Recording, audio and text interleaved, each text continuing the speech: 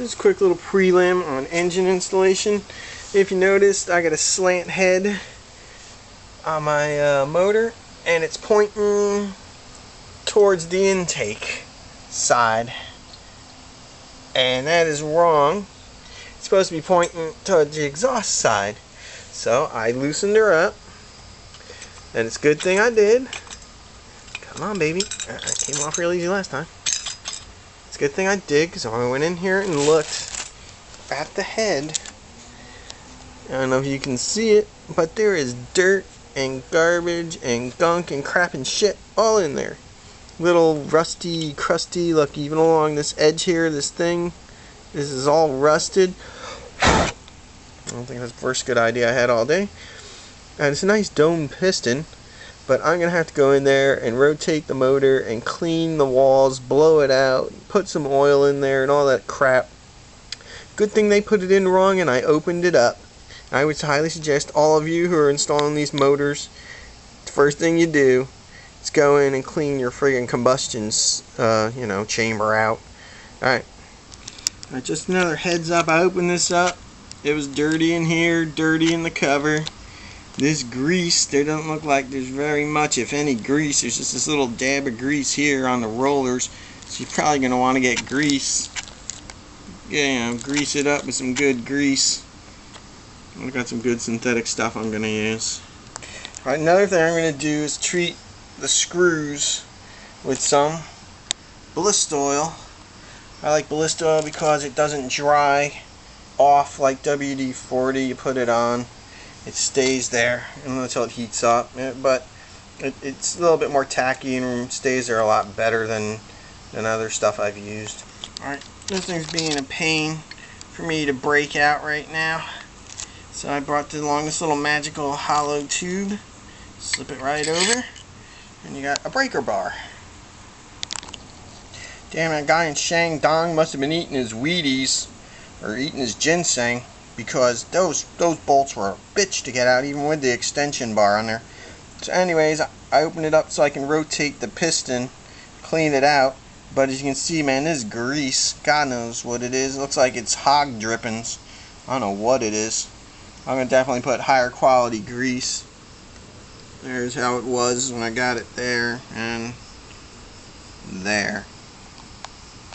There's the piston at its lowest travel. And I was like, oh god, it's going to be all hard to do. Man, that thing, I turned it and it went whoo! Flywheel, felt nicely balanced. It spun down and it came up a little. And I barely turned it, so good thing I opened it up. Now I'm just going to start cleaning it out. Okay, I wet it down with some ballista oil when it was at the top of the travel. Then I lowered it, and I don't know if you can see, but in there, the dirt that was stuck down in the piston came off. So that's good. That's exactly what I wanted it to do. Okay, and another quickie is I filled it with oil around the rim around 3 times and washed out dirt. And you could hear something scraping, and I did it, and now there isn't, so just listen. It sounded nice and clean. I'll do it from here so you can see. I really can't hold on to this and spin it right now. It's fucking all over the place. Woo! Ruined my camera. Oh, whatever. Sounds good. Alright, now since I spent so much time cleaning out the inner compression chamber, I put my spark plug back in to make sure she's all sealed up. Of course, I'm going to check the gap before I install it for good. It's just in there hand tight. Alright, before I started, I got a big thing of inner tube, and I put it around here, and I put it around here, so while I'm fitting the engine, I'm not scratching my paint. I hate scratched paint, don't you? Alright, if you notice, I'm not using studs, I'm using bolts. And that's a big mistake. Because it's a pain in the ass to fit it in over here and try to get it in and get it into the engine and then moving the engine around, and yeah, God, what a pain in the ass. So definitely, I gotta go find studs. If I don't have studs, I'm just gonna cut these fuckers, which is what I think I meant to do. Then, when I put it in and just tested it for fit, I'm going to need another mount for down here to take up the room between the mounting plate and everything, because it's just like, you know, it's just too much. It's out in midair. So I'm going to need another motor mount to make it fit. Now I can sit there and move the engine around and look, but I already know it ain't going to goddamn work. It's just, I'm going to try to keep this on, so I can't squish it down that far, so I'm going to need something to space it out further. Alright, quite basically I've got it done. I just screwed those bolts in, and I just cut the ends off. That's fine. I did the same thing on the front mount. I just screwed it in until it was nice and tight, cut the end off where it looked like I'd have clearance, and you see I cut one shorter than the other, but hey, it works. And then here's the Sick Bike Parts motor mount. It's working really good. And then I installed the thing to check for clearance, and it fits fine there. I gotta pull on it a little to get it set where I want it, but you know, there, it's good. It's set right, and there's room for that to fit there, so I got that on there. Goody, goody, goody. Alright, and anything else? I just gotta, you know, get the rubber back out and get it laid flat. It's like missing here. I may double wrap it, and I may like make a double one here and make it extra gushy. I don't know if it'll move or not, how tight I can get it. And here, up in here, see, I put bolts, or I put nuts. Like, here's the thing, I screwed the stud in, and then I brought it out, this thing, the you know, the mount, and then I put the mount here. I can adjust it in and out, and just trying to get it equal, and I tighten it against there, and it should be pretty. It might move a little more than I like, but it's not really tight right now yet. And I will let the light here, if you can see, with the light around, you can see down in there now, like that. So it's coming along. It's got the motor on, and I'm test fitting everything as I go, because I'm not going to tighten it up until I have it test fit. This is nice because it's sitting still. Alright, good. As I went to take this off, you can notice, click, click, clickety click, the mount is moving around, like for the thing. And you can't really see it now, but as I was moving it off, it was really, it's not tight at all there, so that's got to get tightened too. I'm looking right between here, the motor mount, and this bolt. I don't know if you can see it, but there's space. It's not like mating perfectly tight. You can see that little area in here, but it's not mating tight. So I'm starting to think I'm going to get some hard plastic washers or rubber washers to fit in their big broad flat ones, maybe two of them, to like use as like shock absorbers there. At least there would be a good place. I was also toying with the idea of them between a rubber washer in here as well. And I was thinking of just using a cut piece of well, you know, like sidewall of a bigger tire to just slip across there, or even there. Actually, I thought it was a bar across. It's not. Oh no, there it's a bar across. Durr. So here it's a complete bar across there. So I may opt for another one in there, give me a little more clearance up, push it up a little further, just pushing it out this way a little, you know, out that way a little. In case you see my hand. Alright,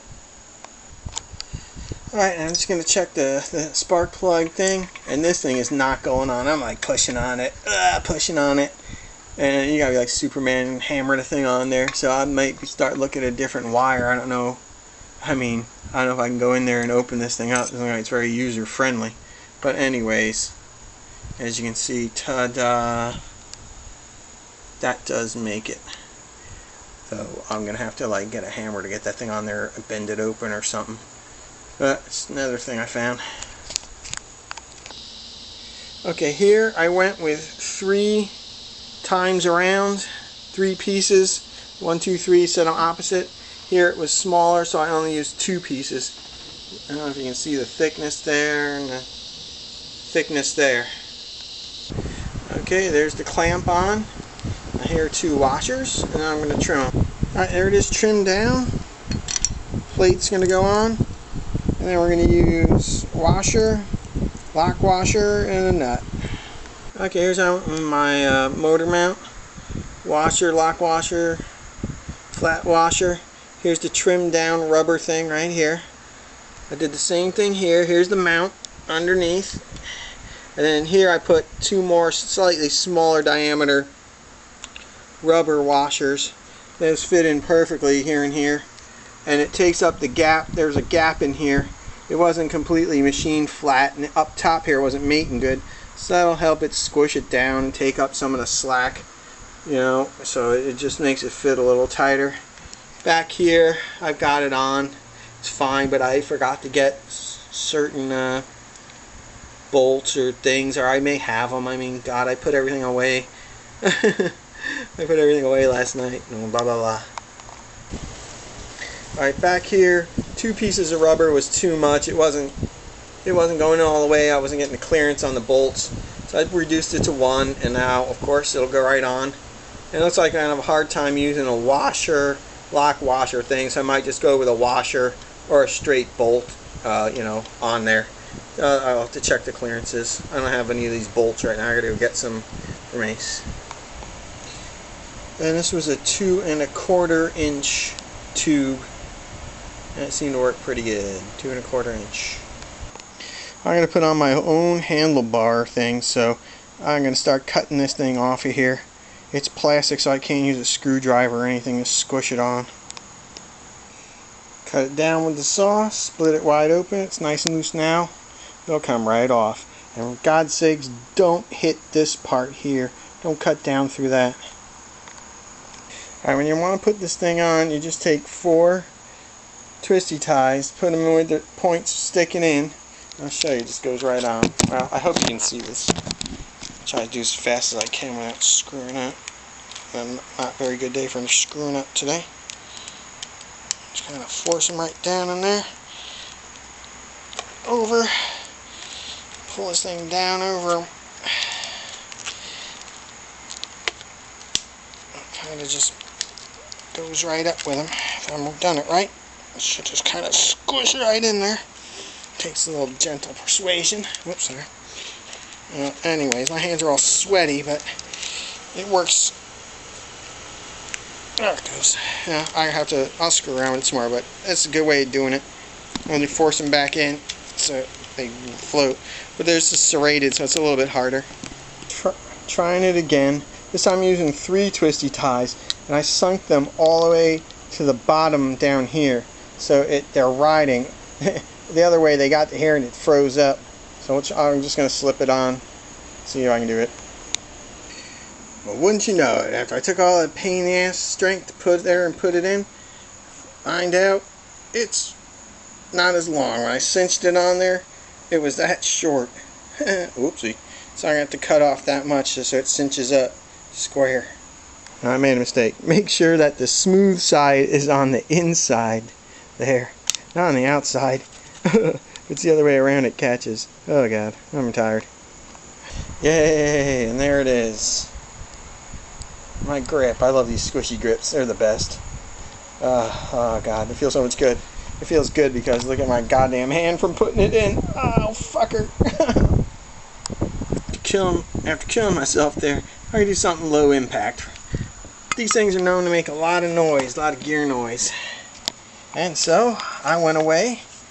I mailed away on eBay, and I got GTmart.com. Look, GT for your car. GT Mart Pro. And anyways, all I got is sound deadening stuff to put right in here. So I'm going to trim some of this stuff out. Thank God this one's a little bigger because it fits. I'm going to trim some of this stuff out. I'm going to fill this in. I'll show you how I do it. And I might just use that sticker. What do you think? Think that sticker look good right there? Trim it down. GT. I have a GT, man. No one else will have that. Okay, I'm going for a ring on top of the bottom layer. So I'm going to fit this in here, and I'll probably pack more crap around the edges just to tighten it up there. Because I heard that this part, this end goes ding ding ding ding. This is the part that makes the most noise, so I'm going to do another layer like that. Hope it doesn't interfere. If it does, it's going to get torn to shit. Should be alright. Do a quick tap test.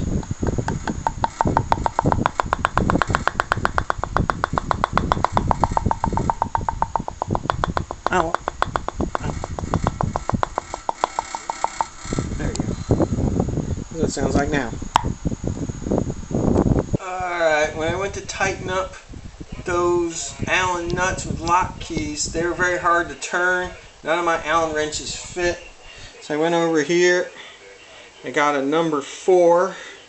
I got a number 4 doohickey, I don't even know what the hell you call them, hex head wrench spanner thing. And I used that to tighten it up because that's the only thing that seemed really... the other thing seemed like they wanted to strip, and I was not going to screw that up. So I used that and that worked good. Alright, I used some brake-free CLP on my handlebar thing. I ran it, hung it up, ran it down, and if you look in the back, there's a nice little puddle. So that's all oiled up, ran through, and protected. Another quick mod, if you can see it, is I put an O-ring in there. It's a 3/4 inch number 11 O-ring. And I'm thinking I might put one up top here, but I don't know. It doesn't thread down very far. It only goes like 1 or 2, then stops. So I think I'm just going to hand tighten that one and hope for the best. The threads are really crappy, and it's not something I want to put a lot of pressure on up there where the spring is and everything. Just to show you, I had to put oil here and here for the choke.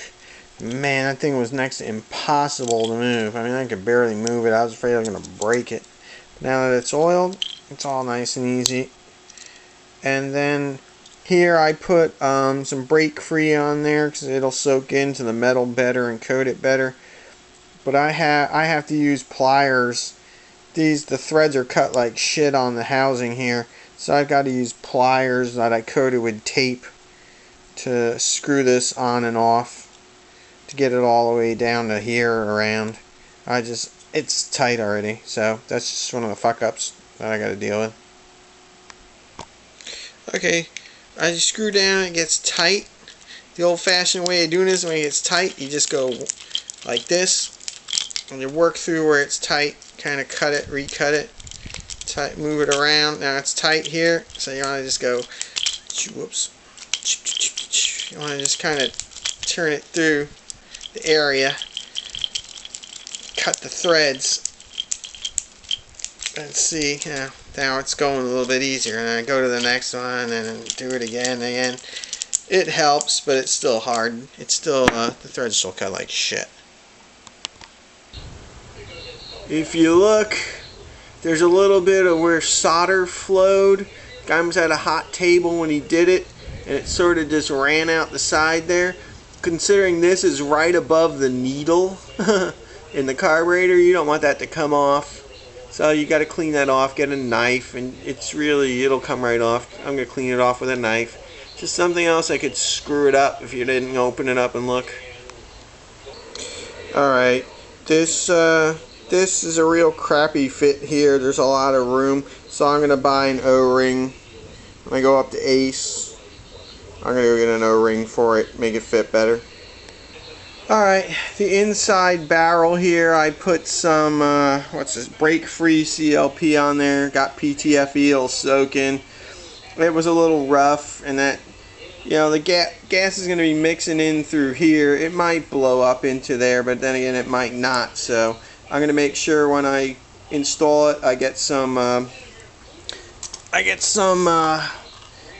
the outer casing here where it rides. I'm going to make sure I get some oil there too.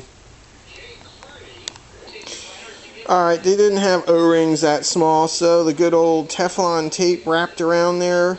I used the thick kind, you use thin time, whatever. Just wrapped it till it was tight, and just shoved her on in. Got a nice seal now.